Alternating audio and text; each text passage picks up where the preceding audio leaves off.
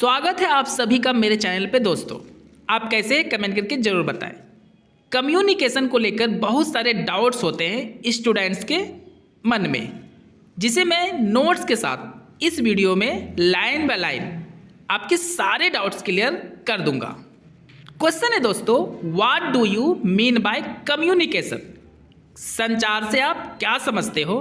Discuss it's nature, इसके स्वरूप का वर्णन करें। आंसर को देखते हैं दोस्तों हम लोग। The word communication is made by a Latin word communis. Communication यानी संचार का जो शब्द है दोस्तों, ये एक लैटिन शब्द कम्युनिस से बना हुआ है, विच मीन्स डिस्ट्रीब्यूशन, गिव और टेक, जिसका मतलब होता है बांटना, देना या लेना। यहाँ तक दोस्तों आपको क्लियर हो गया होगा कि कम्युनिकेशन एक शब्द है लैटिन जो कम्युनिस से बना है, जिसका मतलब होता है डिस्ट्रीब्यूशन, गिव और take. So we can easily say that, इसलिए हम लोग आसानी से कह सकते हैं कि the meaning of communication is to send और रीच द मैसेज और thought by a person to another person. संचार का मतलब होता है दोस्तों एक व्यक्ति से दूसरे व्यक्ति तक अपने मैसेज या विचार को पहुंचाना या भेजना।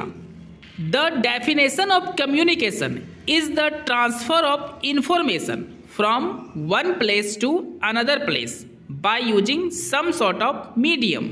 संचार की परिभाषा होती है दोस्तों एक जगह से दूसरे जगह किसी न किसी साधन से अपने इंफॉर्मेशन यानी सूचना को ट्रांसफर करना, यानी एक जगह से दूसरे जगह हस्तांतरित करना।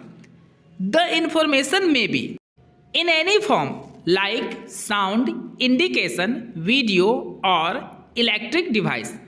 इंफॉर्मेशन हो सकता है किसी भी फॉर्म यानी आकार में या रूप में, जैसे साउंड के माध्यम से, इंडिकेशन मतलब निर्देश के माध्यम से, वीडियो के माध्यम से या इलेक्ट्रॉनिक डिवाइस के माध्यम से हम लोग जब अपने इंफॉर्मेशन को, अपनी बातों को दूसरों तक पहुंचाते हैं दोस्तों, तो इसी को तो संचार कहते हैं।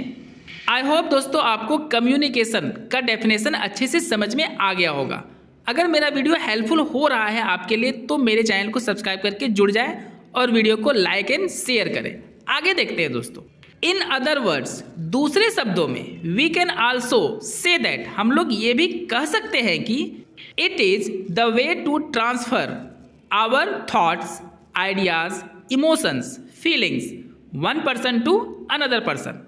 कम्युनिकेशन एक साधन है ट्रांसफ़र करने का, हमारे सोच का, विचार का, इमोशंस का, फीलिंग्स का एक व्यक्ति से दूसरे व्यक्तियों तक, क्योंकि बिना कम्युनिकेशन के हम लोग अपने विचार या अपने बातों को या अपने मैसेज को दूसरों तक तो पहुंचा ही नहीं सकते हैं। और जिससे हम लोग पहुंचाते हैं दोस्तों, यानी जो भी माध्यम होता है वही तो कम्युनिकेशन कहलाता है। Many great scholars have defined the definition of communication by their own ways like Stewart, Sigband, Reber and so on। बहुत सारे विद्वानों ने अपने अपने तरीकों से संचार के परिभाषा को परिभाषित किया है, जैसे स्टेवर्ट, सिगबैंड एंड रेबर, और इन्हीं के तरह और भी विद्वान हैं जिन्होंने अपने अपने तरीकों से डेफिनेशन दिया है कम्युनिकेशन का। आगे देखते हैं दोस्तों पैराग्राफ चेंज करके। The nature of communication can be discussed by the following points. संचार के स्वरूप को हम लोग जान सकते हैं, यानी उसके बारे में चर्चा कर सकते हैं निम्नलिखित बिंदुओं के द्वारा। पहला है दोस्तों, communication is related to human activities, मतलब संचार जो होता है वो मानव के क्रियाकलाप से संबंधित होता है, क्योंकि बिना क्रियाकलाप के हम लोग अपने इंफॉर्मेशन को दूसरों तक कैसे पहुंचा सकते हैं। जैसे कि हम लोग इशारा करके पहुंचाते हैं, फ़ोन करके पहुंचाते हैं, तो बिना मानव के एक्टिविटी के संचार का प्रयोग हम लोग नहीं कर सकते। दूसरा पॉइंट है दोस्तों, two or more persons can be involved in communication. दो या दो से अधिक व्यक्ति संचार में शामिल हो सकते हैं। तीसरा point, it may be one way or two way process to reach our matters or informations. It का प्रयोग दोस्तों यहाँ कम्युनिकेशन के लिए किया गया है, तो इसका हिंदी होता है दोस्तों, कम्युनिकेशन एक तरफा या दो तरफा प्रोसेस हो सकता है हमारी बातों या सूचनाओं को पहुंचाने के लिए। चौथा पॉइंट देखते हैं, म्यूचुअल अंडरस्टैंडिंग, मतलब आपसी समझ। जब हम लोग किसी से कम्युनिकेट करते हैं यानी संचार करते हैं तो एक दूसरे को समझना बहुत ही ज़्यादा ज़रूरी होता है दोस्तों। तो ये चौथा पॉइंट बहुत ही ज़्यादा इम्पॉर्टेंट है, वो है म्यूचुअल अंडरस्टैंडिंग।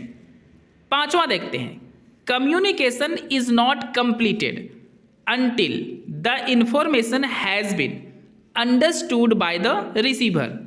मतलब है दोस्तों इसका सीधा सा कि संचार तब तक पूरा नहीं माना जाता है जब तक संचार को पाने वाला व्यक्ति उस संचार को समझ नहीं लेता, क्योंकि संचार का मतलब ही होता है दोस्तों हम अपनी बात को दूसरे को समझाने की कोशिश करते हैं।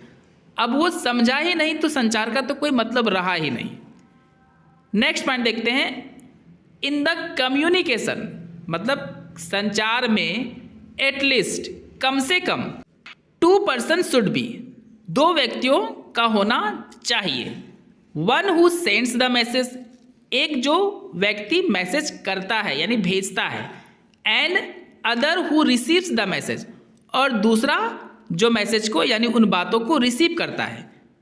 तो इस तरह से कम्युनिकेशन कंप्लीट हो जाता है दोस्तों। लास्ट पॉइंट देखते हैं, the basic purpose of communication is to make our matter understand to the person who receives our message. जो बेसिक पर्पस यानी बेसिक उद्देश्य जो होता है संचार का दोस्तों, वो होता है व्यक्ति जो मैसेज को रिसीव कर रहा है उसे अपने बातों को समझाना। दोस्तों नोट्स कैसा लगा कमेंट करके ज़रूर बताएं, और इसी तरह के नोट्स के लिए मेरे चैनल को सब्सक्राइब करके जुड़ जाएं। मिलते हैं हम लोग अगले वीडियो में।